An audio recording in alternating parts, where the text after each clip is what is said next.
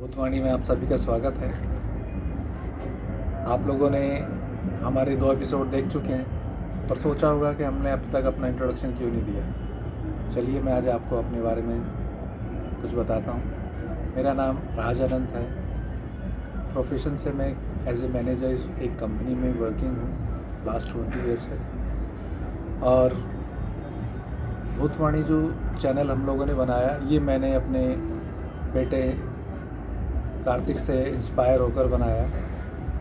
उसका एक किड्स का चैनल है, वो अपनी एक्टिविटीज़ उस पर स्टोर करता है और शेयर करता है।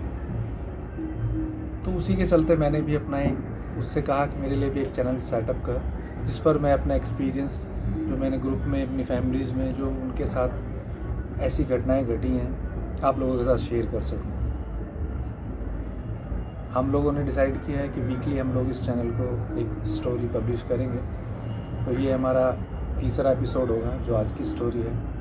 तो दोस्तों, आज की कहानी शुरू करते हैं।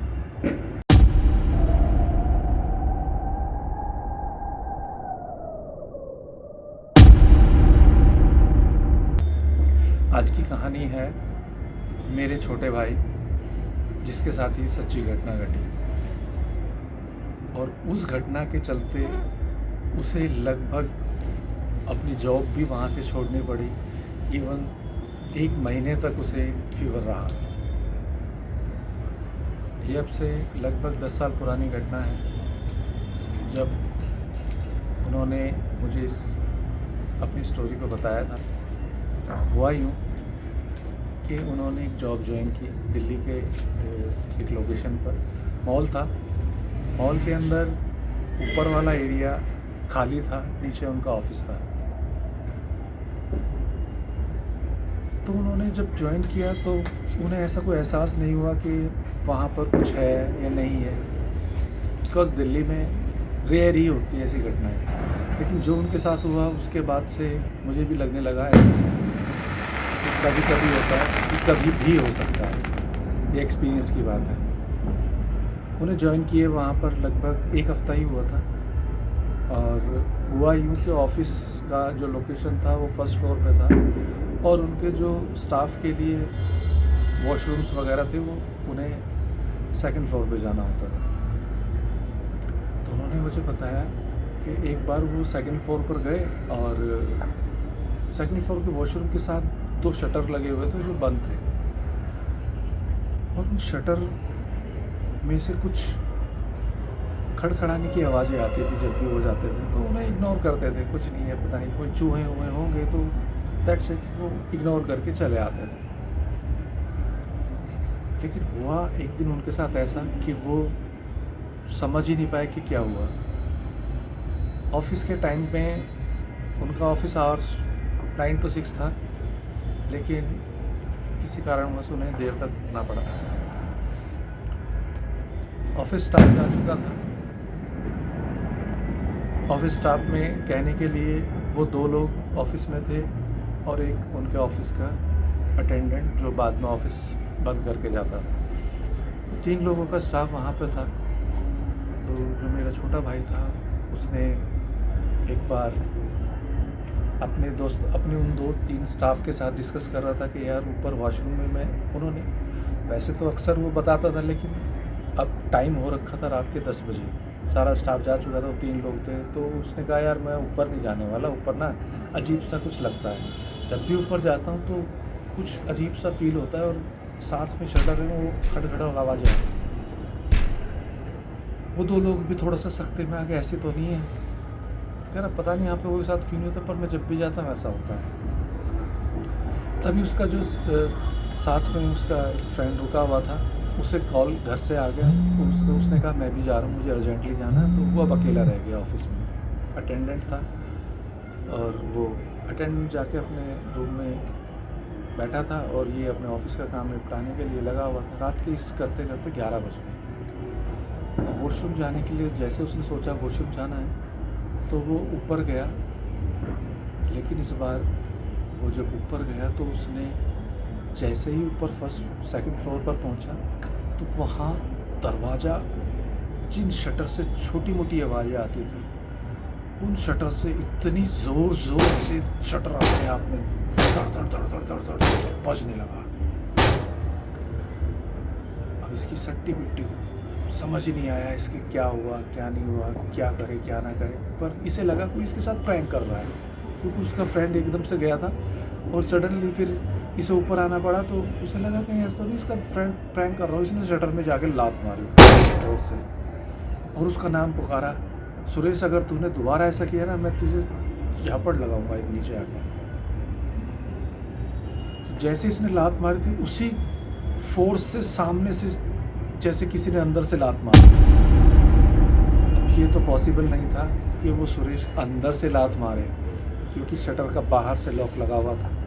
अगर उसका दोस्त प्रैंक करता भी तो वो इधर उधर से करता, लेकिन अंदर से लात आने का मतलब तो अंदर कोई था।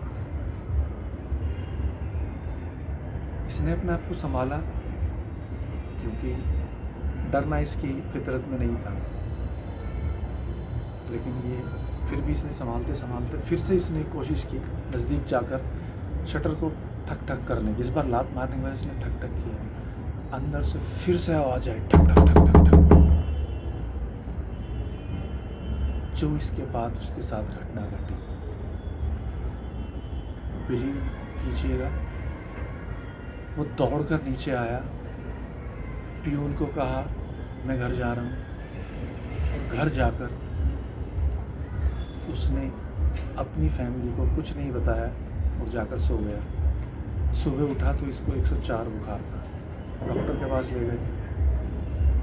मुझे तो इसने बाद में बताया, जब मेरे छोटे भाई ने मुझसे बाद में डिस्कस किया, जब ठीक हो गया था तब उसने मुझे बताया, क्योंकि मैंने उससे पूछा जॉब क्यों चेंज कर दी, तब उसने मुझे सारी घटना बताई कि मैं जब घर पहुंचा तो मैं घर पे आकर लेटा, सुबह मुझे 104 बुखार था, डॉक्टर के पास गया। एक हफ्ते तक मैं डॉक्टर से दवाई खाता रहा। ऑफिस को मैंने इन्फॉर्म नहीं किया कि मैं क्यों नहीं आ रहा हूँ, क्योंकि मुझे अपने आप में होश में नहीं था। बस दवाई खाता, जब बुखार उतर जाता, दवाई का असर ख़त्म होता, बुखार फिर चढ़ जाता। ऐसा उसके साथ लगातार होता रहा। तो मुझे उसने बताया कि उसके छोटे भाई की वाइफ ने जब देखा कि इस तरह हो रहा है, क्योंकि वो लोग टोने टोटके में विश्वास रखते हैं, उसकी छोटी भाई की वाइफ ने, तो उसने क्या किया, वो कुछ टोना टोटका करने के लिए कुछ सामान इकट्ठा किया और मंदिर की तरफ निकल पड़ी। रात के 12 बजे उसने, होगा मुझे आइडिया नहीं है, क्योंकि मैं इन चीज़ों में उतना ही बिलीव करता हूँ जितना ज़रूरी है, वरना नहीं। पर मुझे उसने जिस तरह से बताया तो मुझे लगा कि भाई अगर अच्छाई है तो बुराई भी है। उसने उस बुराई को काटने के लिए पूरा रास्ता अपनाया। रात के 12 बजे उसने कुछ सामान इकट्ठा किया और जाकर चौक पे रखा है, और यकीन कीजिएगा 2 से 3 दिन में उसका फीवर ख़त्म हो गया। अब उसे फीवर नहीं था। ऑफिस में उसने इन्फॉर्म किया उसके बाद कि मैं नहीं आ रहा हूँ उस ऑफिस में। रीज़न जब उसने बताया तो सब लोगों ने हंसे भी, लेकिन उसके उस दोस्त को जब पता लगा उसने यकीन किया, क्योंकि उस दिन के बाद उसे भी उसी चीज़ का एहसास हुआ और उसने भी वहाँ से जॉब छोड़ दी। हो सकता है कि उसके साथ कुछ ज़्यादा ही हुआ हो, लेकिन ये एक ऐसी घटना है जिसके चलते किसी को फीवर आना नॉर्मल सी बात है, क्योंकि जब मेंटली आदमी किसी ट्रॉमा से गुजर रहा होता है तो उसके साथ ये घटनाएं घट जाती हैं। जॉब छोड़ना या फीवर आना ये छोटी चीज़ें हैं, लेकिन मज़े की बात है कि मुझे उसकी घटना से ज़्यादा इंस्पिरेशन वो लगा कि जब उनकी पत्नी ने उस टोटके को आजमाया, चौक पर रख कर आई, तो वो सडनली ठीक कैसे हो गए। सोचने की ये बात थी मेरे लिए, क्योंकि आत्माएं हैं नहीं है, भूत है नहीं है, लेकिन एक वो एनर्जी जो अभी डिस्टर्ब थी उस टोटके से कैसे शांत हो गई। ये कुछ सवाल मेरे दिमाग में कभी कभी गूंजते हैं। अगर आप लोगों को इन सवालों का जवाब पता हो तो मुझसे ज़रूर शेयर कीजिए और डिस्कस करेंगे कि आखिर ऐसी कौन सी चीज़ है जो दिखती तो नहीं है और किसी को इंटरेक्ट करती तो सभी को नहीं, कुछ लोगों को। क्योंकि ऑफिस में सभी लोग काम कर रहे होते हैं, लेकिन परेशान सिर्फ एक होता है। ऐसा क्या क्या सिर्फ एक के ही लिए वो भूत वर्क करता है या सबके लिए करता है? कुछ सवाल है, अगर आपके भी कुछ सवाल हो तो डिस्कस करेंगे। आज की कहानी में इतना ही रखते हैं। अगली स्टोरी में हम एक बेहतरीन स्टोरी लेकर आएंगे जो रियल बेस्ड है और थोड़ा सा वो लेंथी होगी, लेकिन बहुत बहुत इंटरेस्टिंग स्टोरी है। Thank you.